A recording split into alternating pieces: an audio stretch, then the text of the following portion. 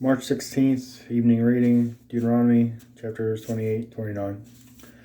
Blessings for obedience, Deuteronomy 28. If you fully obey the Lord your God and carefully follow all his commands I give you today, the Lord your God will set you high above all the nations on earth.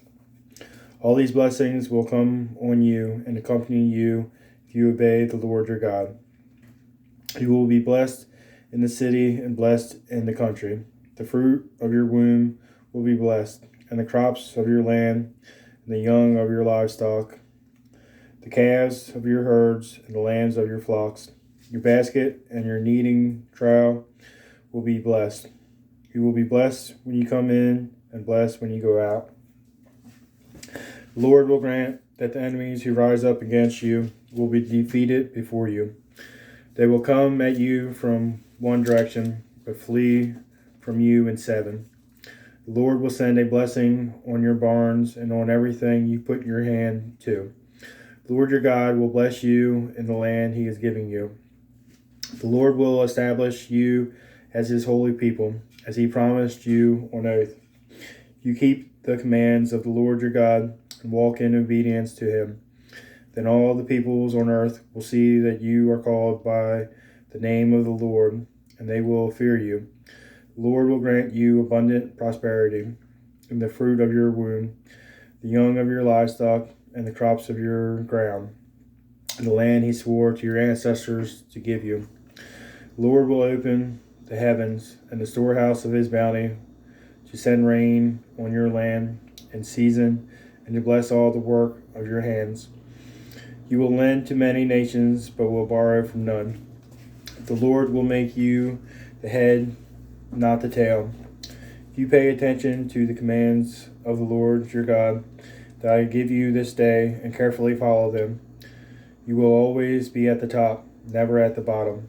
Do not turn aside from any of the commands I give you today, to the right or to the left, following other gods and serving them. Curses for disobedience. However, if you do not obey the Lord your God and do not carefully follow all his commands and decrees I am giving you today, all these curses will come on you and overtake you. You will be cursed in the city and cursed in the country. Your basket and your kneading trough will be cursed. The fruit of your womb will be cursed, and the crops of your land, and the calves of your herds, and the lambs of your flocks. You will be cursed when you come in, and cursed when you go out. The Lord will send you curses, confusions, and rebuke in everything you put your hand to, until you are destroyed and come to sudden ruin because of the evil you have done in forsaking him. The Lord will plague you with diseases until he has destroyed you from the land you are entering to possess. The Lord will strike you with wasting disease, with fever and inflammation, with scorching heat and drought, with blight and mildew, which will plague you until you perish. The sky over your head will be bronze, the ground beneath you iron. The Lord will turn the rain of your country into dust and powder. It will come down from the skies until you are destroyed. The Lord will cause you to be defeated before your enemies. You will come at them from one direction, but flee from them in seven. And you will become a thing of horror to all the kingdoms on earth. Your carcasses will be food for all the birds and wild animals, and there will be no one to frighten them away. The Lord will afflict you with the boils of Egypt, with the tumors, festering sores, and the itch from which you cannot be cured. The Lord will afflict you with madness, blindness, and confusion of the mind. At midday you will grope about like a blind person in the dark. You will be unsuccessful in everything you do. Day after day you will be oppressed and robbed, with no one to rescue you. You will be pledged to be married to a woman, but another will take her and rape her. You will build a house, but you will not live in it. You will plant a vineyard, but you will not even begin to enjoy its fruit. Your ox will be slaughtered before your eyes, but you will eat none of it. Your donkey will be forcibly taken from you and will not be returned. Your sheep will be given to your enemies, and no one will rescue them. Your sons and daughters will be given to another nation, and you will wear out your eyes watching for them day after day, powerless to lift a hand. A people that you do not know will eat what your land and labor produce, and you will have nothing but cruel oppression all your days. The sights you see will drive you mad. The Lord will afflict your knees and legs with painful boils that cannot be cured, spreading from the soles of your feet to the top of your head. The Lord will drive you and the king you set over you to a nation unknown to you or your ancestors. There you will worship other gods, gods of wood and stone. You will become a thing of horror, a byword and an object of ridicule among all the peoples where the Lord will drive you. You will sow much seed in the field, but you will harvest little, because locusts will devour it. You will plant vineyards and cultivate them, but you will not drink the wine or gather the grapes, because worms will eat them.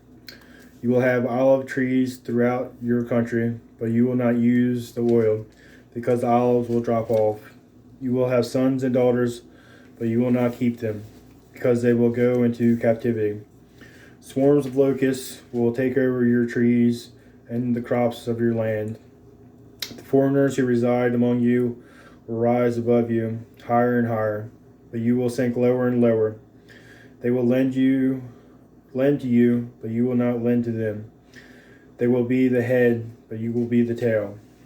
All these curses will come on you. They will pursue you and overtake you until you are destroyed, because you did not obey the Lord your God and observe the commands and decrees he gave you.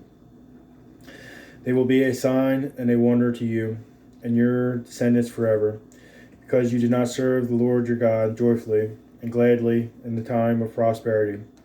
Therefore, in hunger and thirst, and nakedness and dire poverty, you will serve the enemies the Lord sends against you. He will put an iron yoke on your neck until he has destroyed you. The Lord will bring a nation against you from far away, from the ends of the earth, like an eagle swooping down, a nation whose language you will not understand, a fierce-looking nation without respect for the old or pity for the young. They will devour the young of your livestock and the crops of your land until you are destroyed. They will leave you no grain, new wine, or olive oil, nor any calves of your herds or lambs of your flocks until you are ruined. They will lay siege to all your cities throughout your land till the high fortified walls in which you trust fall down. They will besiege all the cities throughout the land the Lord your God is giving you. Because of the suffering your enemy will inflict on you during the siege, you will eat the fruit of the womb, the flesh of the sons and daughters the Lord your God has given you. Even the most gentle and sensitive man among you will have no compassion on his own brother, or the wife he loves, or his surviving children, and he will not give to one of them any of the flesh of his children that he is eating. It will be all he has left because of the suffering your enemy will inflict on you during the siege of all your cities. The most gentle and sensitive woman among you, so sensitive and gentle that she would not venture to touch the ground with the sole of her foot, will begrudge the husband she loves and her own son or daughter, the afterbirth from her womb, and the children she bears. For in her dire need she intends to eat them secretly, because of the suffering your enemy will inflict on you during the siege of your cities. If you do not carefully follow all the words of this law, which are written in this book, and do not revere this glorious and awesome name, the Lord your God, the Lord will send fearful plagues on you and your descendants, harsh and prolonged disasters, and severe and lingering illnesses. He will bring on you all the diseases of Egypt that you dreaded, and they will cling to you. The Lord will also bring on every kind of sickness and disaster not recorded in this book of the law until you are destroyed. You who were as numerous as the stars in the sky will be left but few in number, because you did not obey the Lord your God. Just as it pleased the Lord to make you prosper and increase in number, so it will please him to ruin and destroy you. You will be uprooted from the land you are entering to possess. Then the Lord will scatter you among all nations, from one end of the earth to the other. There you will worship other gods, gods of wood and stone, which neither you nor your ancestors have known. Among those nations you will find no repose, no resting place for the sole of your foot. There the Lord will give you an anxious mind, eyes weary with longing and despairing heart.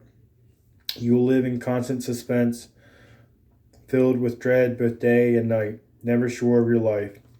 In the morning you will say, if only it were evening, and in the evening, if only it were morning, because of the terror that will fill your hearts and the sights that your eyes will see. The Lord will send you back in ships to Egypt on a journey I said you should never make again. There you will offer yourselves for sale to your enemies, as male and female slaves, but no one will buy you. Renewal of the covenant. Dueteronomy 29. These are the terms of the covenant the Lord commanded Moses to make with the Israelites in Moab, in addition to the covenant he had made with them at Horeb. Moses summoned all the Israelites and said to them, your eyes have seen all that the Lord did in Egypt to Pharaoh, to all his officials, and to all his land. With your own eyes you saw those great trials, those signs and great wonders. But to this day the Lord has not given you a mind that understands, or eyes that see, or ears that hear. Yet the Lord says, during the 40 years that I led you through the wilderness, your clothes did not wear out, nor did the sandals on your feet. You ate no bread and drank no wine or other fermented drink. I did this so that you might know that I am the Lord your God. When you reached this place, Sihon, king of Heshbon, and Og, king of Bashan, came out to fight against you, but we defeated them. We took their land and gave it as an inheritance to the Reubenites and the Gadites and half the tribe of Manasseh. Carefully follow the terms of this covenant, so that you may prosper in everything you do. All of you are standing today in the presence of the Lord your God, your leaders and chief men, your elders and officials, and all the other men of Israel, together with your children and your wives, and the foreigners living in your camps, who chop your wood and carry your water. You are standing here in order to enter into a covenant with the Lord your God, a covenant the Lord is making with you this day and sealing with an oath, to confirm you this day as his people, that he may be your God as he promised you and as he swore to your fathers, Abraham, Isaac, and Jacob. I am making this covenant with its oath, not only with you who are standing here with us today in the presence of the Lord our God, but also with those who are not here today. You yourselves know how we lived in Egypt and how we passed through the countries on the way here. You saw among them their detestable images and idols of wood and stone, of silver and gold. Make sure there is no man or woman, clan or tribe among you today whose heart turns away from the Lord our God to go and worship the gods of these nations. Make sure there is no root among you that produces such bitter poison. When such a person hears the words of this oath, and they invoke a blessing on themselves, thinking, I will be safe, even though I persist in going my own way, they will bring disaster on the watered land as well as the dry. The Lord will never be willing to forgive them. His wrath and zeal will burn against them. All the curses written in this book will fall on them, and the Lord will blot out their names from under heaven. The Lord will single them out from all the tribes of Israel for disaster, according to all the curses of the covenant written in this book of the law. Your children who follow you in later generations and foreigners who come from distant lands will see the calamities that have fallen on the land and the diseases with which the Lord has afflicted it. The whole land will be burning, waste of salt and sulfur. Nothing planted, nothing sprouting, no vegetation growing on it. It will be like the destruction of Sodom and Gomorrah, Admah and Zeboim, which the Lord overthrew in fierce anger. All the nations will ask, why has the Lord done this to this land? Why this fierce, burning anger? And the answer will be, it is because this people abandoned the covenant of the Lord, the God of their ancestors, the covenant he made with them when he brought them out of Egypt. They went off and worshipped other gods and bowed down to them, gods they did not know, gods he had not given them. Therefore the Lord's anger burned against this land, so he brought it on all the curses written in this book. In furious anger and in great wrath, the Lord uprooted them from their land and thrust them into another land, as it is now. The secret things belong to the Lord our God, but the things revealed belong to us and to our children forever, that we may follow all the words of this law. That concludes our reading.